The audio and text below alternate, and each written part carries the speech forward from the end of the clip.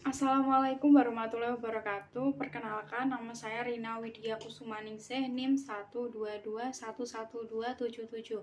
Saya dari Konsentrasi Manajemen Sumber Daya Manusia. Di sini saya akan menjelaskan review materi tentang manajemen sumber daya manusia. Apa sih manajemen sumber daya manusia itu? Manajemen sumber daya manusia adalah proses merencanakan, mengorganisasikan, mengarahkan, dan mengawasi tenaga kerja dalam suatu organisasi. Untuk tujuannya sendiri yaitu untuk memaksimalkan kontribusi karyawan kepada perusahaan sambil memperhatikan kesejahteraan karyawan itu sendiri. Selanjutnya, untuk fungsi manajemen sumber daya manusia adalah dalam beberapa kita bagi dalam beberapa kategori, yaitu yang satu adalah perencanaan, perekrutan dan seleksi, ada pelatihan dan pengembangan, ada manajemen kinerja, ada kompensasi, ada hubungan industrial, administrasi sumber daya manusia, keselamatan kerja, dan pengembangan organisasi.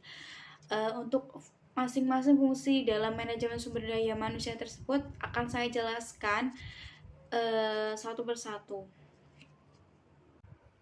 Untuk yang pertama, untuk fungsi manajemen sumber daya manusia, ada perencanaan sumber daya manusia itu untuk menentukan kebutuhan sumber tenaga kerja, baik jumlah maupun kualitas, untuk memenuhi atau mencapai tujuan organisasi tersebut.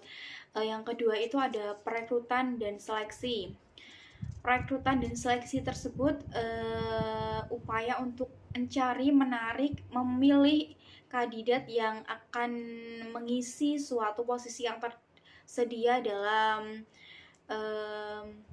suatu perusahaan tersebut atau dalam pekerjaan tersebut.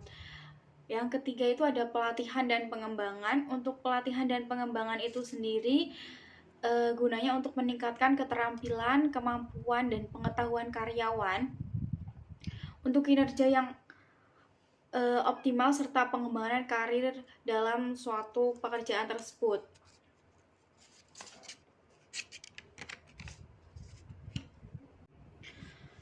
Selanjutnya untuk manajemen kinerja. Manajemen kinerja itu biasanya gunanya untuk menilai, mengevaluasi kinerja dalam karyawan, untuk memastikan juga kontribusi mereka itu terhadap tujuan organisasi tersebut itu sudah sesuai atau belum, seperti itu. Nah, untuk kompensasi adalah suatu bentuk upaya upah yang akan dibagikan kepada karyawan, biasanya dalam sistem berupa uang, bonus, atau tunjangan. Selanjutnya ada hubungan industrial. Hubungan industrial itu merupakan hubungan baik antara rekan kerja pada suatu perusahaan. Di dalamnya itu termasuk perlindungan serikat kerja, seperti itu. Selanjutnya ada administrasi sumber daya manusia. Untuk administrasi sumber daya manusia itu di dalamnya berupa proses mencari atau mengevaluasi, juga di dalamnya berupa bagian-bagian atau dokumen yang dibutuhkan dalam suatu perusahaan dan dalam proses keuangan juga.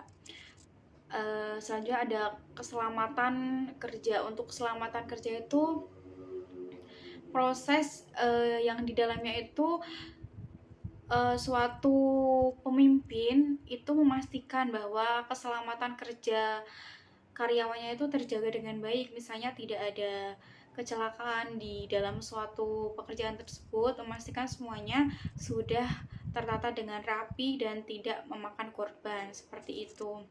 Dan apabila terjadi kecelakaan kerja, itu dipastikan karyawan tersebut akan mendapatkan hak yang semestinya, misalkan mendapatkan BPJS atau mendapatkan perlindungan yang baik. Untuk selanjutnya itu ada pengembangan organisasi ya. Pengembangan organisasi itu biasanya digunakan dalam mengikuti kayak seminar itu bisa menambah relasi, atau biasanya diadakan pelatihan itu diambil dari beberapa karyawan yang berkompeten untuk mengikuti workshop atau hal-hal yang lain, kegiatan perusahaan guna untuk meningkatkan kinerja karyawan tersebut.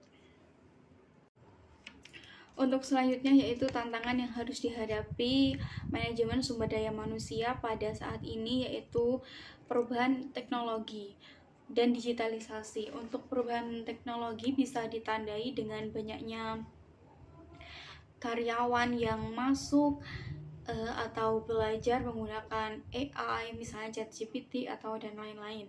Nah, ini juga bisa digunakan HRD atau perusahaan dalam merekrut kandidat atau karyawan. Itu bisa menggunakan perangkat AI, misalnya dalam proses seleksi itu menggunakan AI juga, dalam mempercepat mengurus dokumen-dokumen atau berkas lainnya juga bisa menggunakan AI. Diharapkan karena perubahan digitalisasi ini yang begitu pesat, suatu perusahaan itu dapat mengelola, dapat terus berkembang dan terus mengetahui hal-hal yang baru yang digunakan agar suatu proses perekrutan berjalan dengan baik. Selanjutnya ada kebutuhan dan keterampilan baru.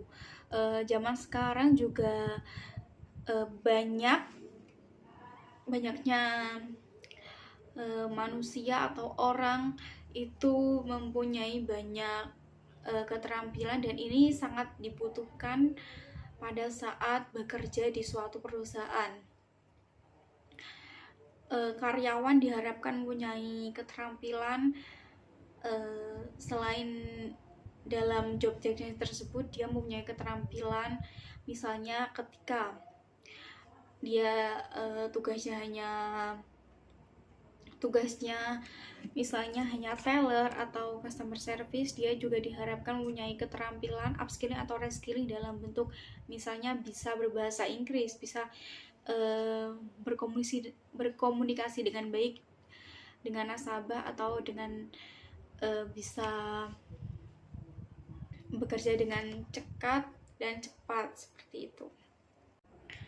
Selanjutnya, dengan banyaknya globalisasi, dengan perubahan globalisasi yang begitu cepat, suatu perusahaan sekarang banyak menggunakan sistem manajemen keberagaman atau diversity. Diversity yaitu suatu proses perusahaan itu dalam merekrut karyawan sekarang tidak memandang ras, suku, agama, melainkan karyawan perusahaan tersebut melihat dari kompetensi yang dimiliki oleh suatu karyawan tersebut. Jadi karena hal tersebut diharapkan dalam suatu perusahaan tersebut bisa bersikap dengan adil meskipun dari ras, suku, budaya yang berbeda, dan karyawan tersebut harus menyesuaikan juga peraturan-peraturan baru serta karyawan dari berbagai suku yang berbeda juga. Sekian yang dapat saya sampaikan. Apabila ada perkataan yang kurang berkenan, saya mohon maaf. Wassalamualaikum warahmatullahi wabarakatuh.